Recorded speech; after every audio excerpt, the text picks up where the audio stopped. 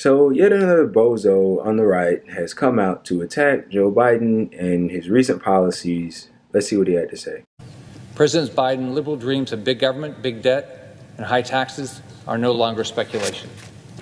Now he's rolling out his plans for systemic socialism plainly for all to see.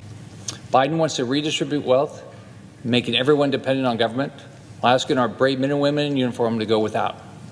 It's systemic socialism, and it's already hurting American families. Okay, so what you just witnessed there was Senator Rick Scott, a Republican out of Florida, basically spewing a bunch of nonsense that I am about to debunk. So first and foremost, he says that, and he just fearmongers to the most, President Biden's dreams of big government, big debt, and high taxes are no longer dreams, they are a reality. How so? How so? What's big government? What's big government to you? To you, the viewer, but to him as well. Like, what is big government? What? We don't have a nationalized healthcare system in this country. The people in this country aren't making a living wage, most of them, most of the workers.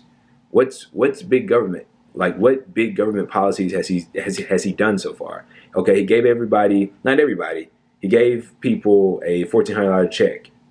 Okay, what else has he done? They haven't passed the so-called PRO Act that they want to pass. He hasn't got us a public option, that which he's promised. He hasn't wiped off the student debt slate clean. He hasn't done any of these progressive policies. He hasn't ended a single war yet.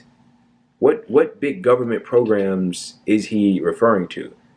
I mean, states around the country are axing the unemployment insurance for workers. What is he talking about? High taxes. High taxes on who? Whose taxes have been raised? And the taxes that could possibly be raised, they're only going to be raised a little bit.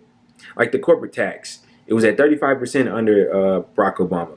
Donald Trump cut it to 21%. And by the way, that 35% under Obama wasn't even the effective rate. Okay? That was just a nominal rate. Trump cut it to 21%. Joe Biden proposed to raise it to 28%. It's going to probably get raised to 24 or 25%, something around there, because the centrist Democrats are going to get their way. So taxes aren't even really being raised. And if they're being raised on the people with the most money. Need I remind you that that's incredibly popular, Mr. Scott? I'm not sure if you know that or not. But yes, the American people overwhelmingly at large want to see taxes raised on corporations and the wealthy. He says that this is my favorite part of this entire thing. He says that Joe Biden wants to redistribute wealth. Wow. Wow, he wants to redistribute wealth. He said that as if you hear that, you're supposed to go, oh, fuck, I can't support this guy. Next election cycle, we got to get him out of here. He wants to redistribute the wealth? What? He wants to give people money that don't have as much? And take away some from the people that have so much of it that they don't even know what to do with it, but buy yachts and islands and shit? Oh, what? Oh, no, we can't have that. Biden wants to redistribute wealth. First of all, to the extent that he does, it's not even to the extent that he should. Okay, there should be a much more dramatic change in the tax code, okay, and other different measures to actually adequately redistribute the wealth in this country, okay? So he's fallen very short in that aspect, as we've seen so far, but he's gone way too far in the eyes of this guy. Biden wants to redistribute wealth as if that's supposed to make the average American skin crawl and them not want him to do that. He says that I don't even understand this line. He wants to make the brave men and women in uniform go without. How? What does that even mean? I'm honestly not sure what that means. Joe Biden is actually set to increase defense spending. I don't understand what he wants to make the brave men and women in uniform go without. What does that mean exactly? I have no idea what that means. He says this is systemic socialism and it's hurting American families. Okay, so you that may come across this video, when you got the $1,400 check, assuming that you did get it, that hurt you or your family? Really? Something like the PRO Act would hurt your family? Something like a living wage would hurt you and your family?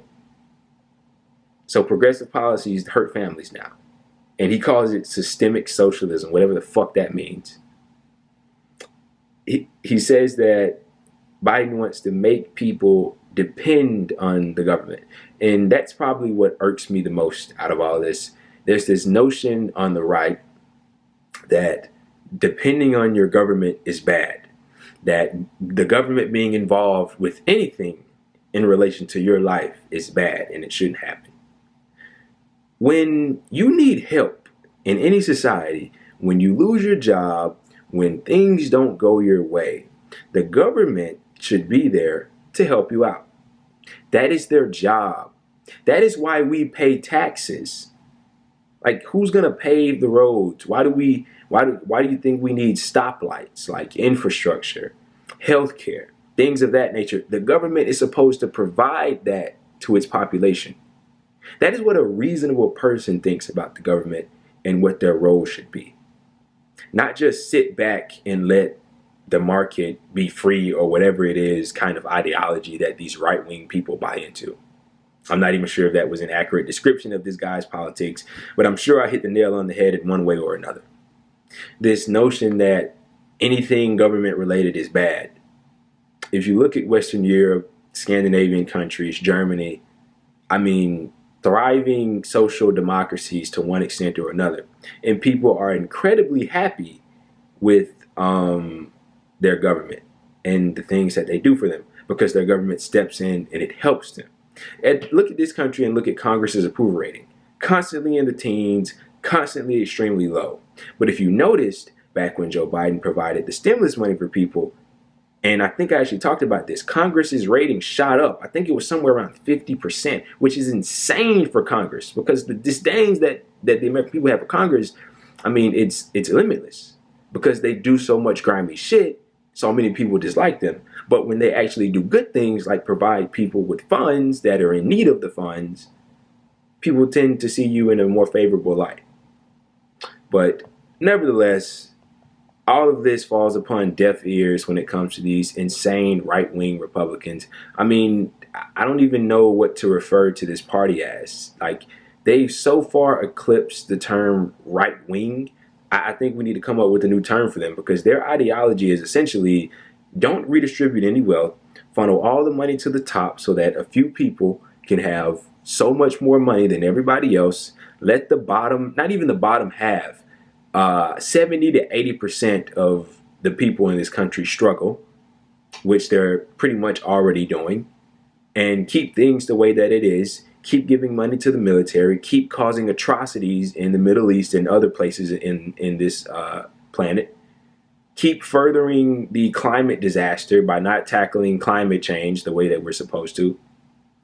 And that's it. That's what they believe in. And that is extremely disastrous. And this party should not ever be in position to govern any kind of society because if they're given the chance, they're going to ruin it. And we saw it almost happen during Donald Trump's administration. And if they do get back in power, they're going to try to do the same thing over again.